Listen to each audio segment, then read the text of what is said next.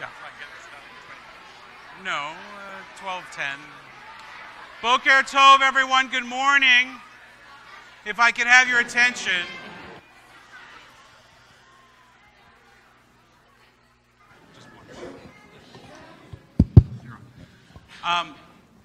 What a wonderful group. We're so excited to share this morning with all of you, with our students, many of our religious co-parents that were able to stay, so many who have been in support of our refugee resettlement program, from the committee members and chairs. I won't name them all, but they have all been just incredible. Those that are still with the project and those that began long ago and got us to this point.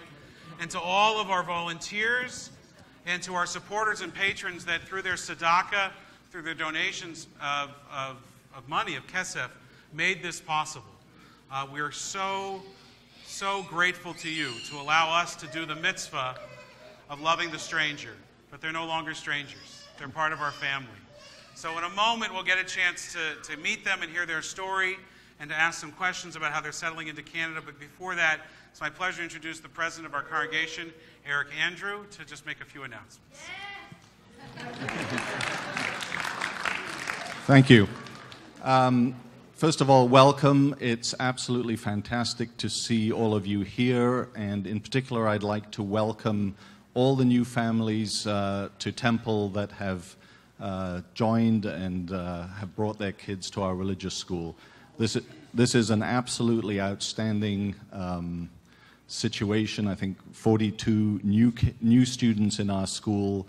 I think we're doubling up or tripling up our younger grades, and that's absolutely wonderful thing to see, because we all know that our future is the younger generation, not my generation. So welcome, and we think you are really going to enjoy what Temple has to offer.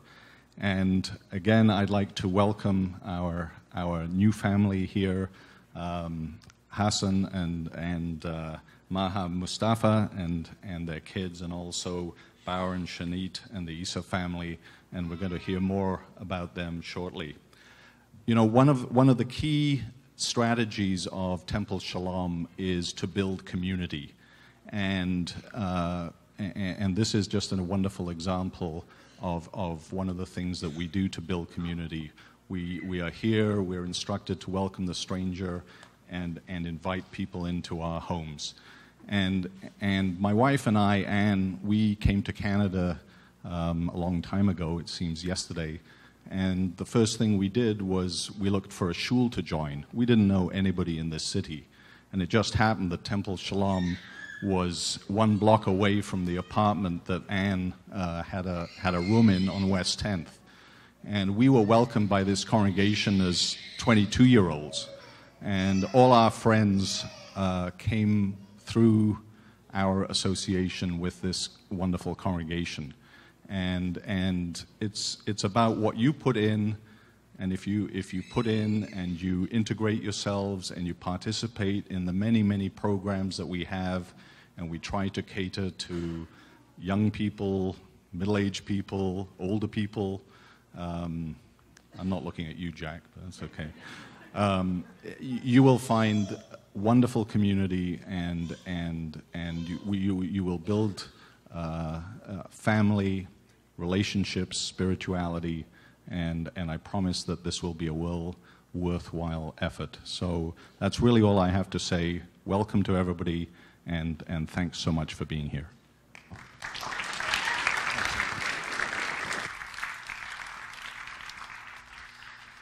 Thank you, Eric. So what we wanted to do this morning, because our newest neighbors and friends have been here now for 6 and 4 months respectively.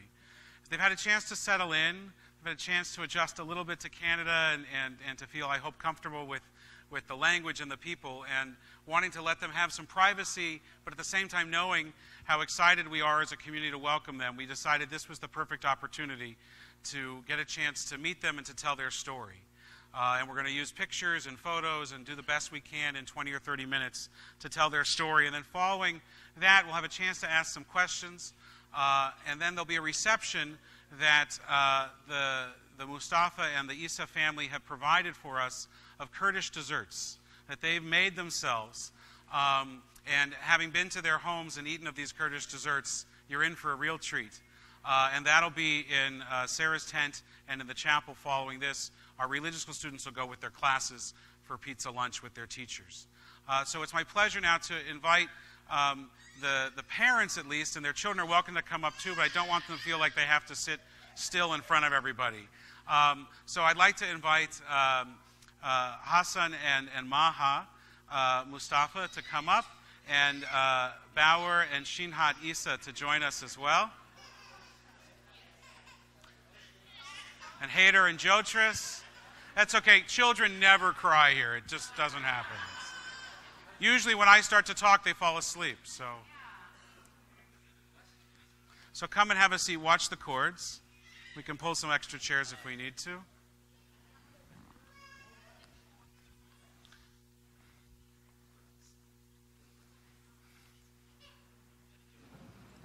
I'm going to hand you this. It's turned on. So, and I want to really thank Tina and David Pfeiffer for putting together the PowerPoint that we're going to use to tell this story today. They had a chance to meet with both families and to interview them a little bit. If you haven't yet seen this week's Jewish Independent, there's a full-page article about both the Mustafa and the Issa family, and they're settling into our community, so you can read more about them. That's just outside the office. Welcome. We're so glad that you're here. How do you say welcome in Kurdish? And that microphone's on, so you can use it. In Kurdish, we say B'khair hati. B'khair hati, it's correct, like you wrote that, but it's missed one letter. B'khair hatin. B'khair hati only for one person. Okay. Yeah, B'khair hatin for group, yeah. B'khair hatin. B'khair hatin. Well, welcome. Thank you.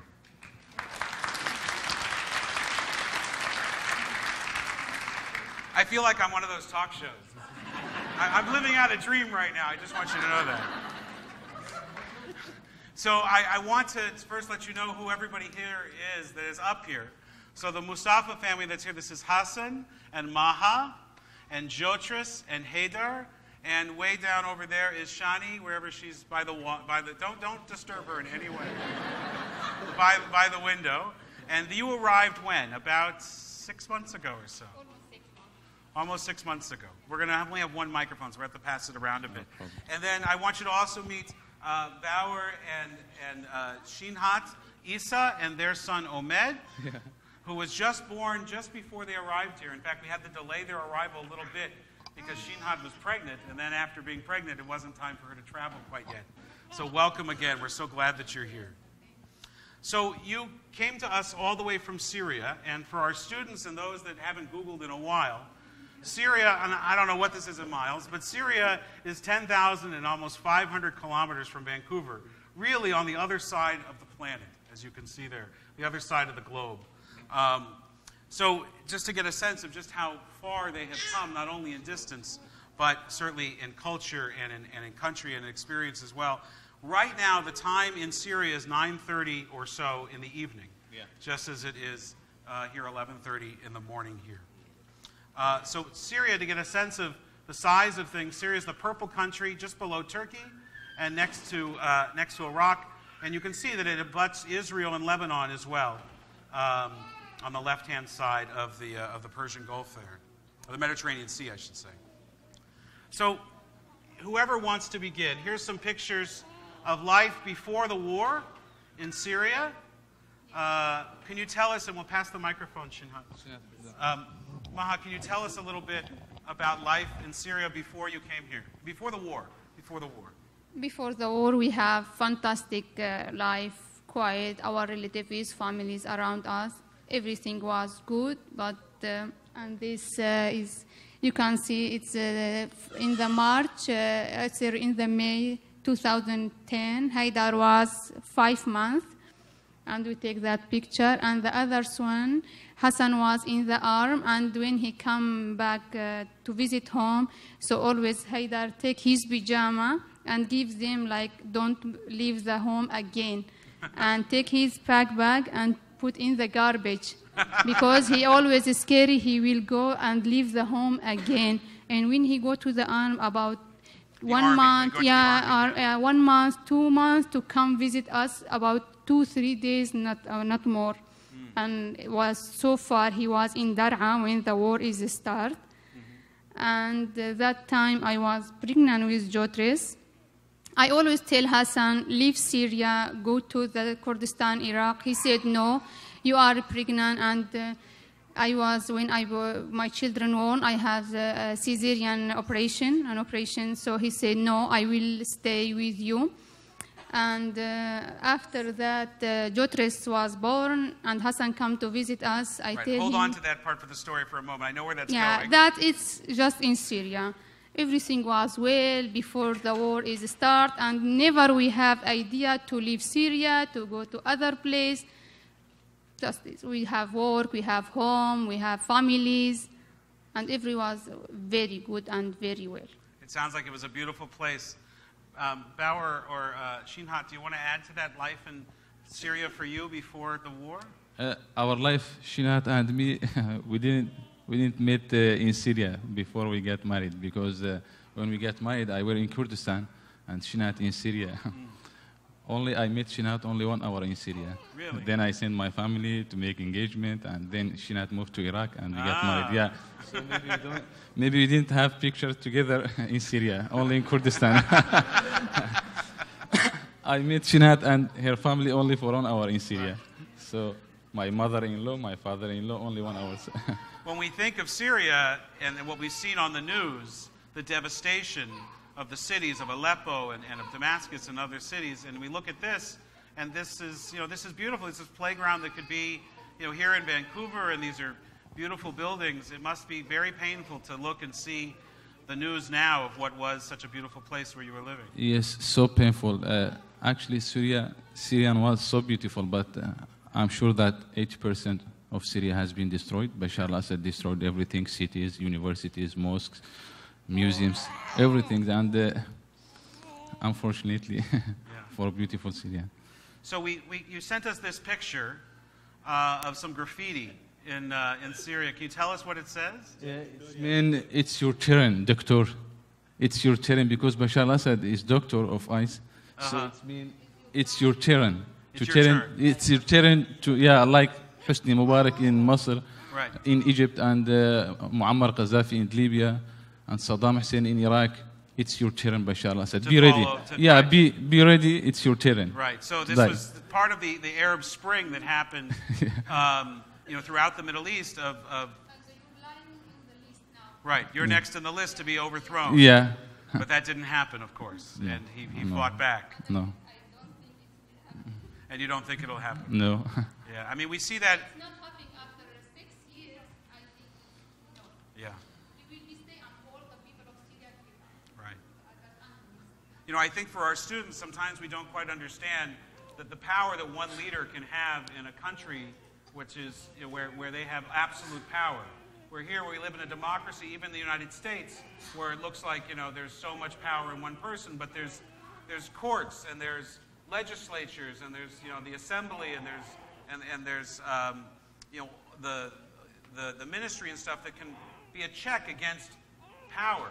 But when you have somebody that's in complete power, then they can rule with a very painful and complete control. So we have some pictures here of before and after in Syria with the war. Mm-hmm. Do you know where we're looking at, what this picture is? I think it's Aleppo. This is Aleppo. Okay, let's give Maha the microphone.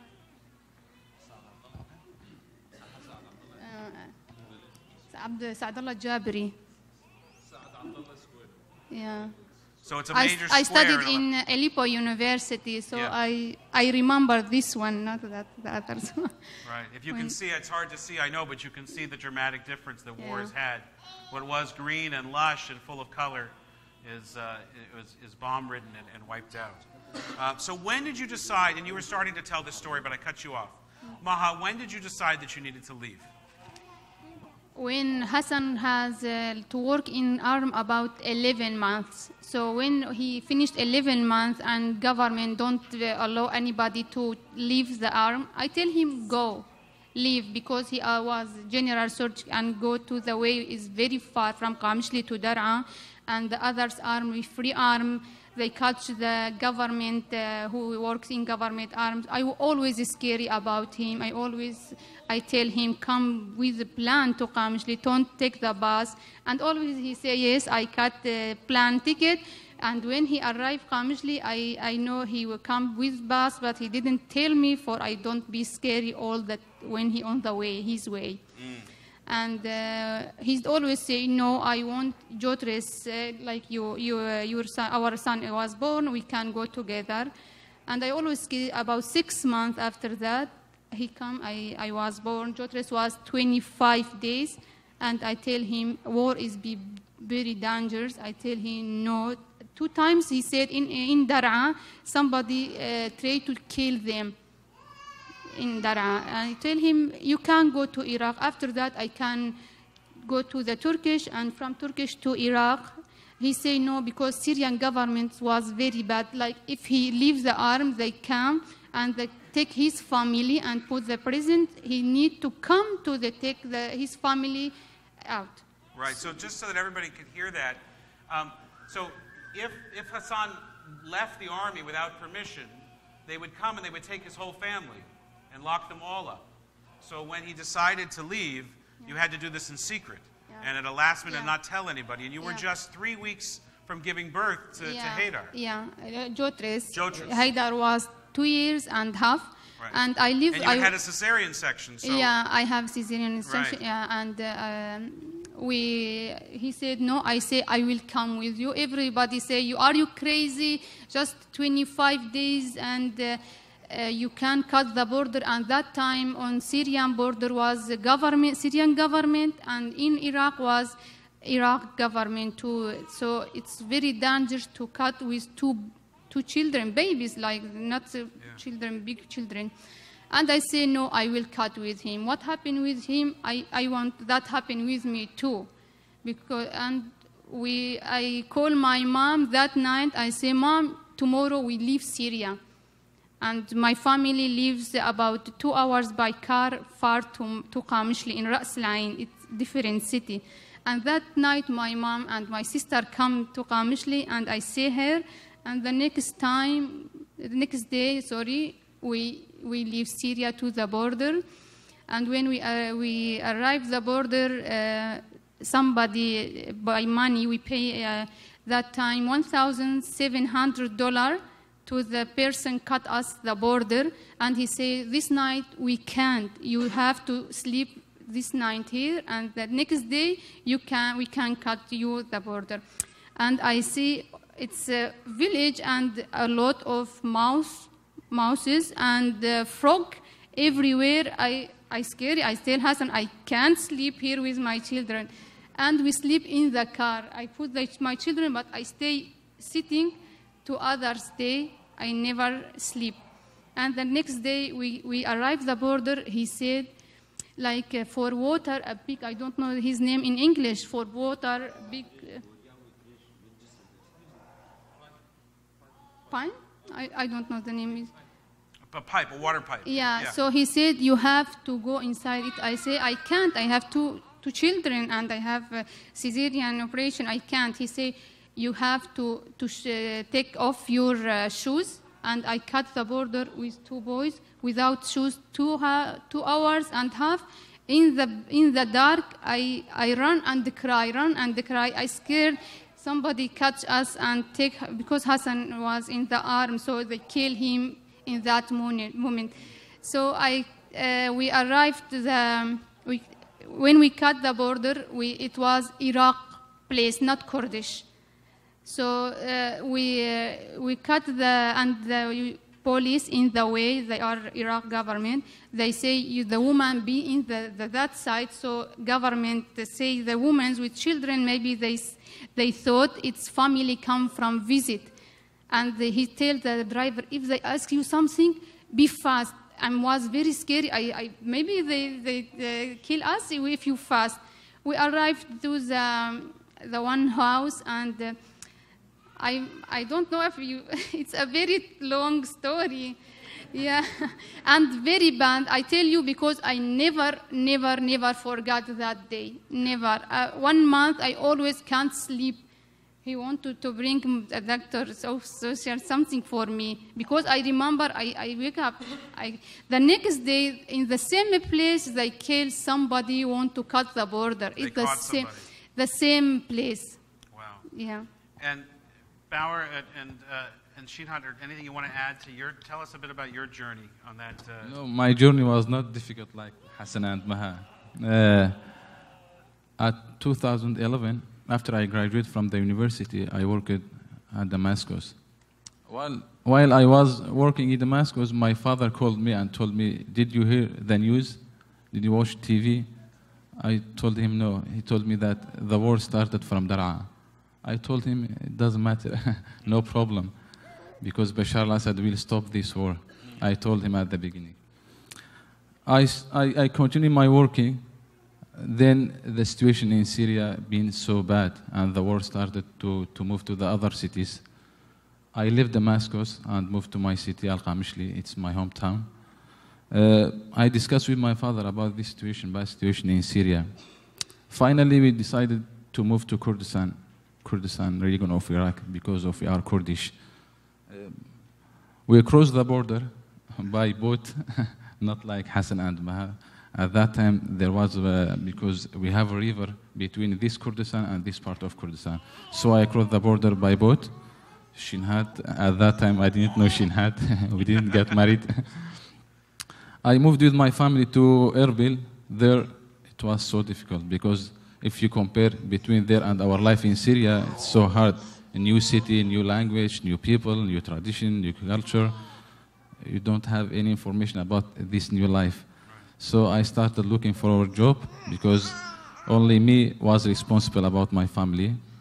At the beginning, I worked as an accountant with oil and gas company. Then I got contract from Scania, Swedish company, international company. At Scania, I worked as accountant, then senior accountant, and the last 6 months, acting accounting manager. After 2 years, my family moved to Europe, to Germany. And at that time, actually, we had opportunity to move to Germany, but Shinhat and me all the time were thinking about Canada. We like to move to Canada. I started my communication with my family, my sisters, and my cousin Mustafa, who's working with Mosaic. I asked Mustafa if there is any opportunity to move to Canada. He told me that we have 2 programs, Canadian government to sponsor people and private group. After a few weeks, Mustafa called me and told me that congratulations, Temple Sholom will help you and sponsor you to move to Canada. We were so happy, Shinhat and me. We started thinking about new life in Canada when we'll move to Canada.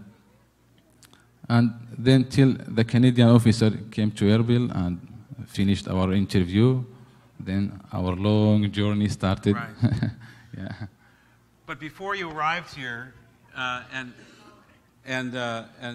Hassan and Maha, you were in a refugee camp, yes? And Hassan, you were a doctor in the camp. You were the surgeon in the camp.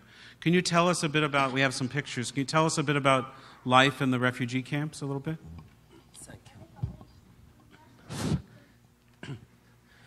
When we went to Kurdistan, we went to the camp Domiz refuge in Duhok.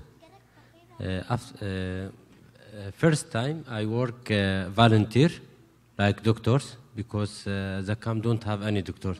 Have a center, small center in the camp, but not doctors, just nurse or sisters. First time I work as a volunteer. After MSF, I work with MSF. After that, I work with UN and MSF. After that, I work just UN because MSF moved from Mosul or Raqqa, or because the war in the start in the Mosul or the Raqqa. Right. I mean, I think that's one of the things we need to remember is that, and you were telling me about this the other night when you were at the synagogue, is when they left Syria and they went to Kurdistan, the war followed. Shortly after, ISIS arrived there. And so you went from war to war, from danger to danger. Yes. But Hassan, you were the chief surgeon in the refugee camp for all of these people in all of these tents, Yes. Providing medical care for them.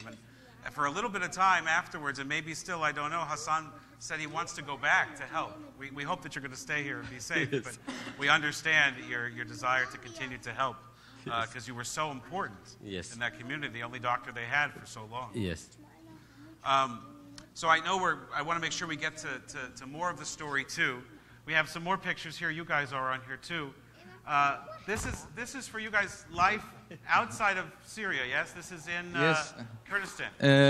This is from our party, our marriage party, because wedding. I told you I met Shinhat in Kurdistan. In Syria, we didn't have any pictures. And here, the first minute of Umid's at hospital. Yeah. We all have that picture. Everybody Thank you has so that much. And here, the nature of Kurdistan, it's so amazing actually. Unfortunately that also ISIS came to Kurdistan, but this is a Zab river and bigger mountain and grace trees, so amazing nature. So me and Shinhat and Omid went to enjoy in nature. Beautiful, beautiful. And then you got to Canada. I know that it was a long journey. Welcome to Canada, right? Here, I want to say one thing. Please. Excuse me. We stayed in Iraq 4 years, and I don't know. Maybe in the application we were not a refugee applicant. 4 years, and also we are not refugee. When we landed to Toronto airport, the Canadian officer came and said, "Welcome to Canada. You are new Canadian, not refugee. Yeah. New Canadian. You are welcome. This is your new home, new country, new family. We are here to help you." After 30 minutes, we got confirmation of permanent residence. They told us that this is your permanent residence. So you can imagine, we stayed in Iraq 4 years and we were not refugee. And after 30 minutes in Canada, we got our permanent resident. So it was so. That's wonderful.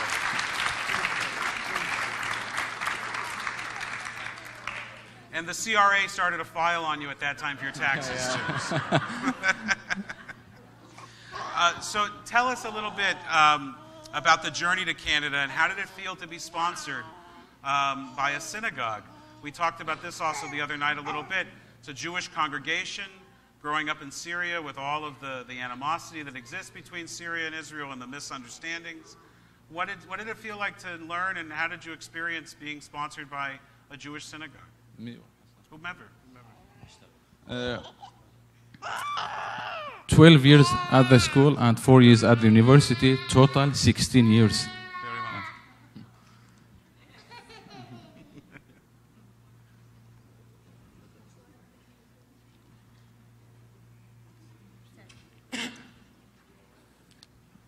Very much.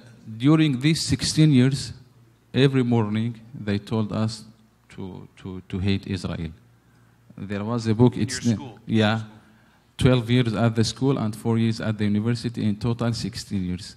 Every morning we had the book. Its name is Nation, Arabic Nations. Everything you can study in this book just to hate Israel. They brainwashed us to hate Israel every morning. 16 years. Hate Israel. It's your first enemy. Jewish is your first enemy. At that time, we couldn't recognize if Jewish or Israel is our enemy. We don't know. We asked our family, our relatives, our parents, tell us about Jewish, about Israel, if Israel is our enemy. My father all the time was telling me, don't care, don't believe that, forget this your teachers listens. Israel is not your enemy, is not your Jewish is not your enemy. At 1988, when Saddam attacked Kurds by chemical weapons, in 1 hour, 5,000 Kurds has been killed. 1 hour by chemical weapons. At that time, my father told me that after Saddam attacked Kurds, Israel was the first country who sent medical aids to Kurdistan. So after we grew up and after we graduate from the university, we start recognizing that we are Kurds, we are not Arab that to hate Israel. We have good relationship with Israel.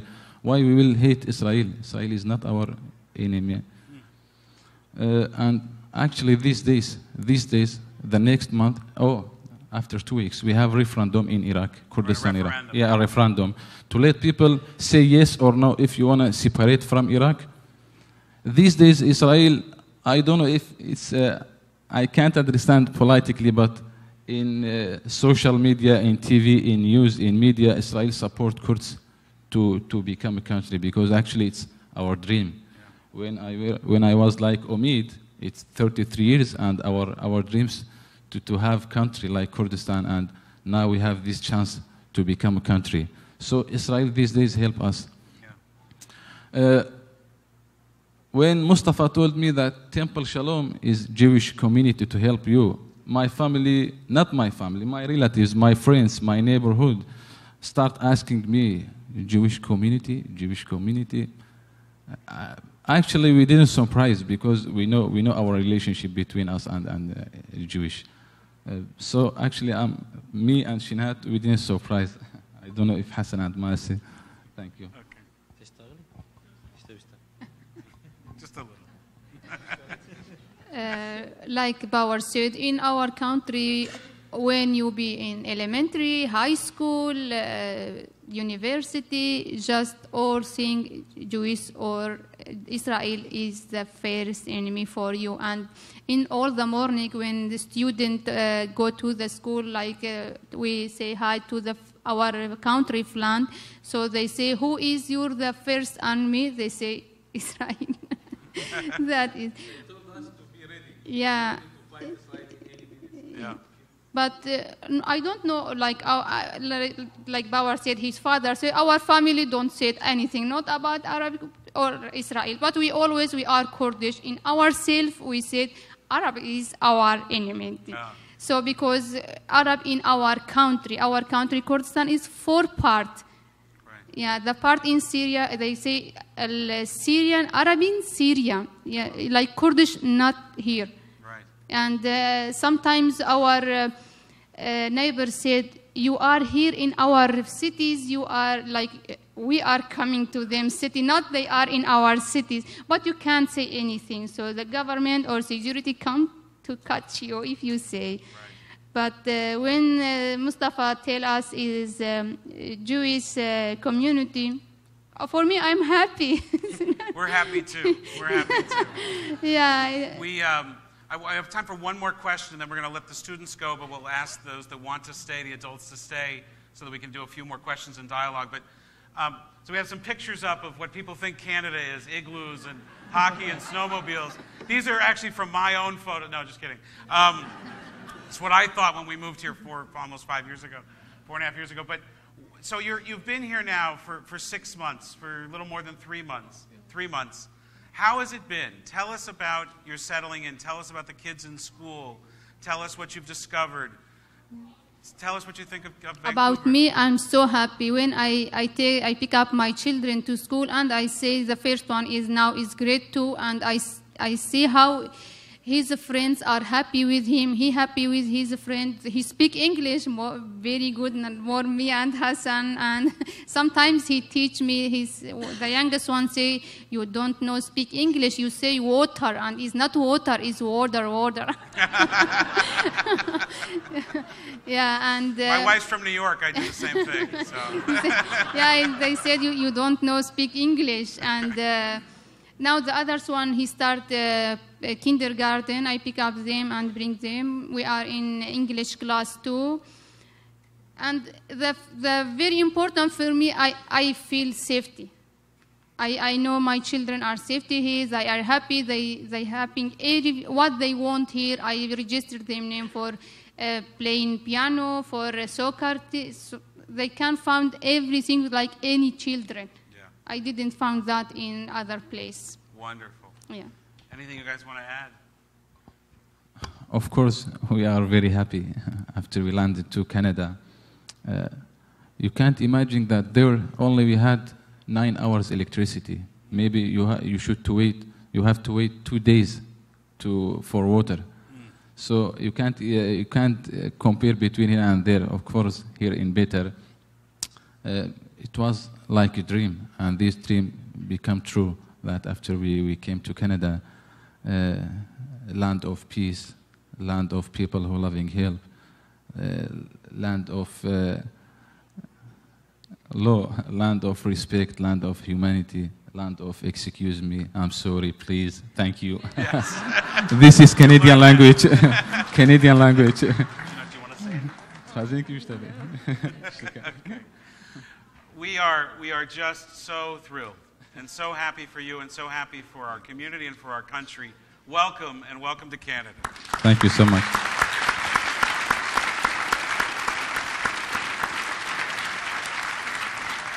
I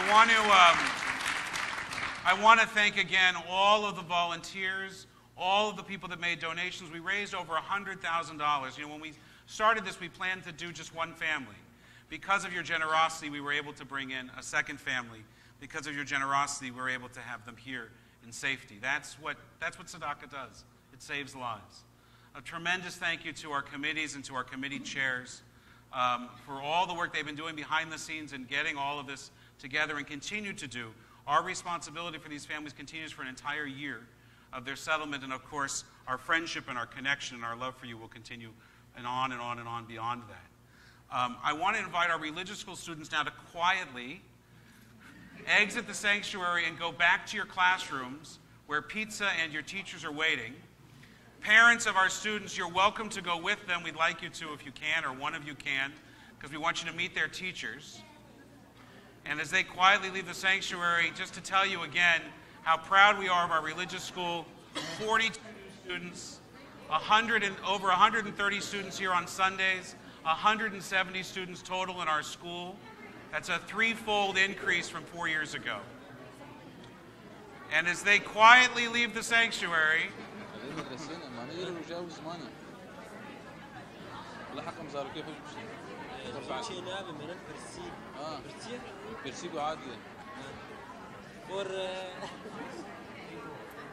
for our children, Haidar and Dutris, can go with the student or no? Oh yeah, he can go and have pizza, sure. Yeah. Oh, to the school? Yeah. It's not just Hebrew. They learn about Judaism and stuff. It's really a religious school. I mean, you're welcome, but I don't think it'd be appropriate. Yeah, not just Hebrew language. Thank you. So as they exit, and before we have dessert, we wanted to give you, our congregation, opportunity, if you have further questions, to ask of the Issa or the Mustafa family. Please just raise your hand. I'll bring the microphone to you, and we can ask some questions. Issa. Welcome.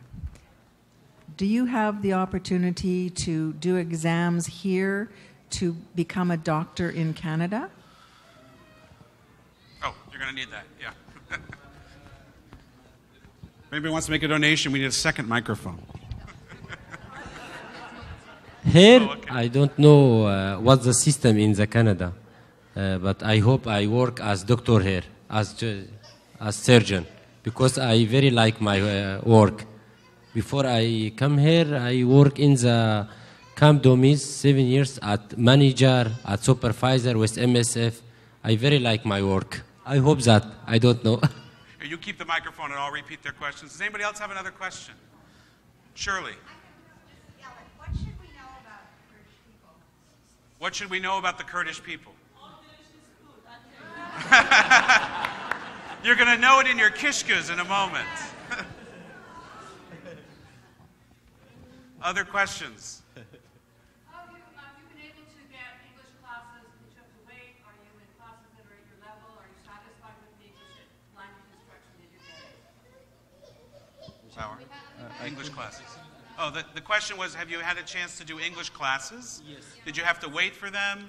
And are you satisfied with the classes that you're having? No, for Shinhat and me, we made assessment. Shinhat is on level 4 and me level 6. Before 2 months, I started English classes, and 1 week ago, Shinhat started his class. Yeah. And each of our settlement committees, we have a committee for each family. Each of our settlement committees has also been providing private ESL tutoring. We have members of our committees that are experts in ESL instruction, and so they've been meeting privately with the families to supplement the courses that are being offered by the city and the province. But do you want to add to that, Hassan? No, first we go here, we start English. I went to the Mosaic school 2 months. After adult school, now I am going to the VCC school. I thought there was another question. John. You have family back in Syria or Kurdistan? Yes. Now, yes, in Syria. Are you able to stay in touch with them, and how are they? How is your family there? Yes, by internet. My family in the Kamishli, Kurdish place. Now it's safe. Safe. place. You got that? Safe. It's the international language. Safe. For Hebrew be kacha kacha. So. Any other questions? Please, yes.